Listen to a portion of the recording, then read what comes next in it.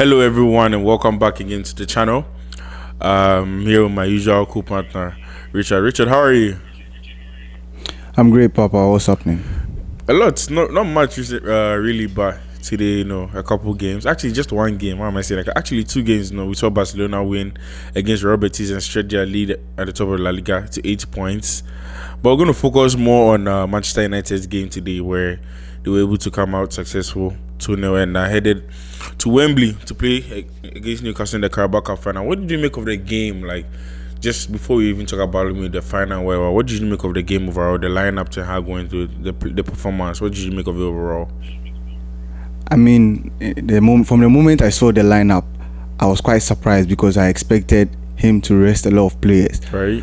But I don't think he has a lot of options too. So, and if you look at it, a couple of the players need a day out to stretch their legs. Mm-hmm. So I think all in all, it was a good decision.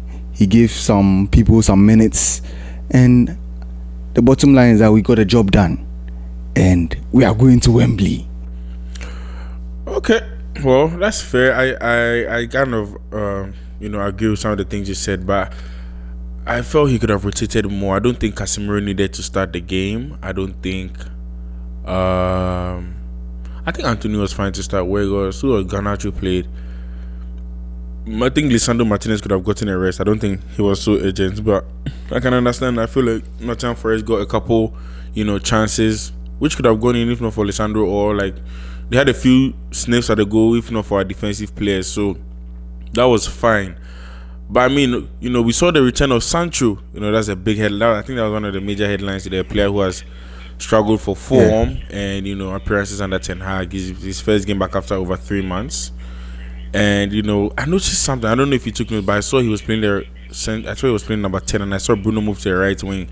It looks like this is something the coach is trying to explore.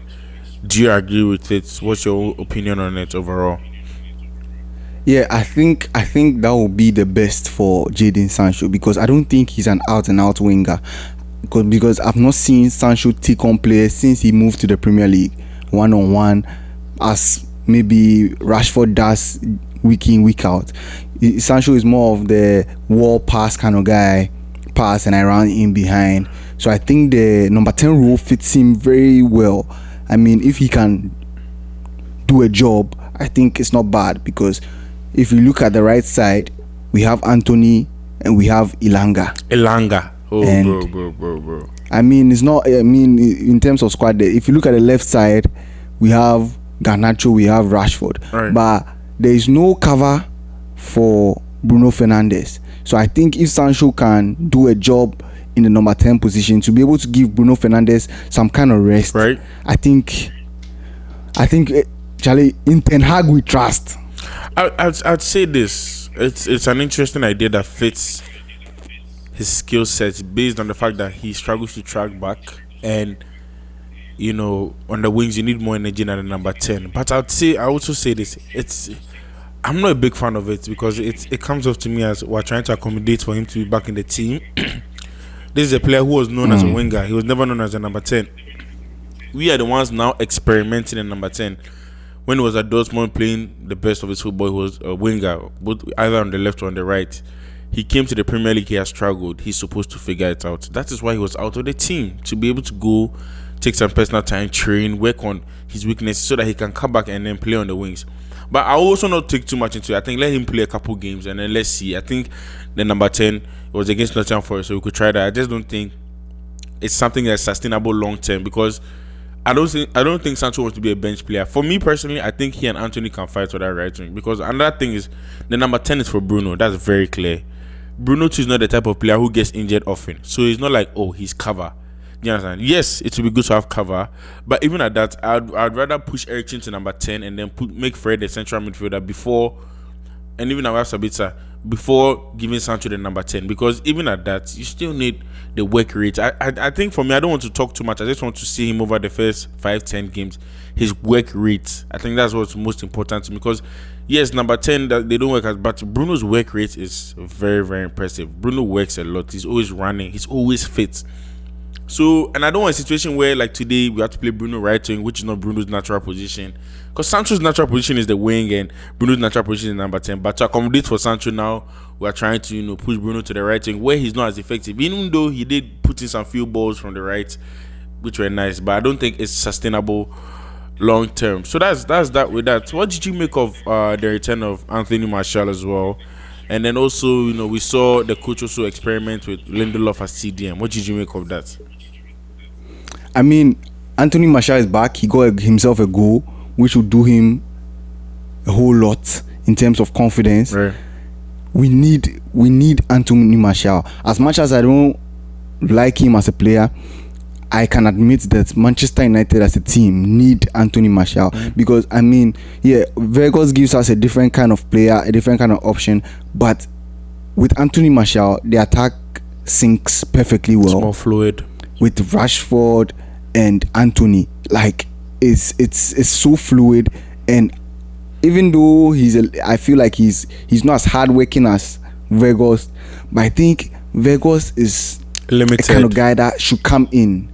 Like, he should come in and impact the game rather than, starting from the beginning. But I feel like if we want to challenge for the top trophies, like go far in the Europa League, I think a fit Martial should be starting our games instead of Wout Weghorst. That's fair. I think for me, as you know, I'm a big Martial fan, but I would also say this is for me his last chance to stay fit for a run of games. The whole season he's been injured. When he comes back, he cannot play 5 straight games without getting back into the emergency or medical room. I think now he's back, he should be able to finish the season without any problems, because he's literally missed more than half, if not half, of the season.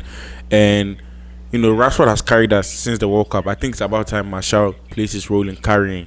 I also feel with Eriksen now, Bruno is going to become more of his old self, when he's going to misplace a lot more passes, but he's going to get a lot more goals or get a lot more goal involvement. The introduction of Eriksen into our team gave Bruno another player who was on his wavelength, who could create as much as him, or who had the creative ability as he did. But with Anthony Martial, yes, you're right, the attack is fluid. And with Lindelof at CDM, it just shows how limited we are with regards to options. Because if Lindelof moves to CDM, that means even at centre back, we only have just 3, which tells you that we are so, thin. We still need investments, but I think we have just enough to be able to finish the season. Now let's look a bit ahead, just quickly, before we can wrap up. We don't want to talk too much here. We're going to play Newcastle in the final. This is a team that's very difficult to break down. They've got the threat and the quality to also beat us, if we're being very honest. What do you think will be the outcome on that day? What do you think has to go right? What do you think the coach has to do on that day for us to come out successful? Let me quote Erik Ten Hag after the match. He said, "It's not about getting to the final. It's about winning it. We are winning this final." Your confidence. With all due respect to Newcastle, I know Newcastle are a compact team. They've not been to a cup final since 1999. It was against us as well. But this is the time for Manchester United.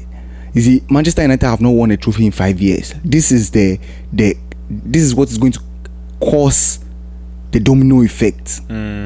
This is going to give these young lads a taste of victory, right? A taste to be successful. Right. So I think we are winning this game, and with Erik Ten Hag at the helm, Manchester United is going to win this game, even though it's going to be very difficult. But I think ultimately we'll have too much for Newcastle.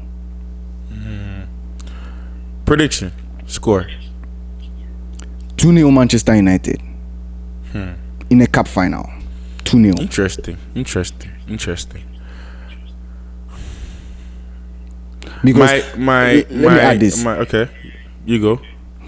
As much as Manchester United, Newcastle are compact and like they are playing well in the Premier League. Premier League is not the same as a cup final. Joe Willock has not passed by a trophy before. Almiron, he has not won a trophy before. Wasn't Willock part of the Arsenal team that won the FA Cup? No, but he didn't start. I mean, he wasn't a key contributor. That's fair. I mean, he was on the bench. Like this is going to be most of them their first taste of a big game, a cup final at Wembley. Right. So I think the nerves will set in. Eddie Howe too. Come on. The nerves will set in. He's not used to this thing. Bro, the His nerves, reaction time will be slow. that's fair. No, The nerves also set in on the other side. You know what I'm saying? But I think Yeah, but I we do mean, have more Manchester experienced United- players who have experience playing Exactly. at such We have level. more experienced players. We have more experienced players. My heart is telling me we would win. My head is telling me it will go to penalties. Now, if it goes to penalties, I can never back Manchester United. I can't remember the last time we won a penalty shootout. That's my only problem. But to give a prediction, I'll go 2-1.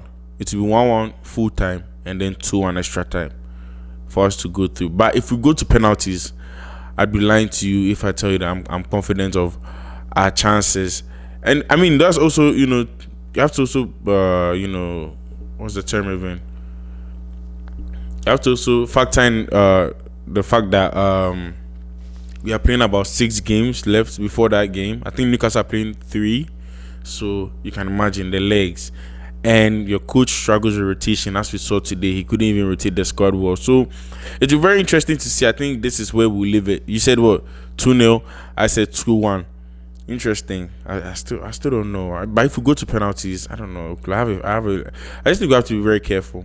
We have to be very, very, very careful. But I think we can definitely do it. So yeah, this is where we leave it. Do you have any final thoughts before we wrap up? Manchester United for the victory. We are back, guys. We are back, guys. Ten Hag at the wheel. wheel. I mean, it will be good for Ten Hag to win his first trophy, which was the first available one to him. It also is still winning culture in this group or set of players we have, and then we see where we can move on in the Europa League, in the FA Cup. The league just top 4 is the targets as usual. I mean, not as usual. Hopefully next year we can improve on that, but at least just bringing a trophy to settle down. About 5-6 years now of no success. It doesn't speak well of Manchester United. So that's where we leave it. Yeah, make sure you drop a comment, like, share, subscribe, and I'll see you next time. Bye.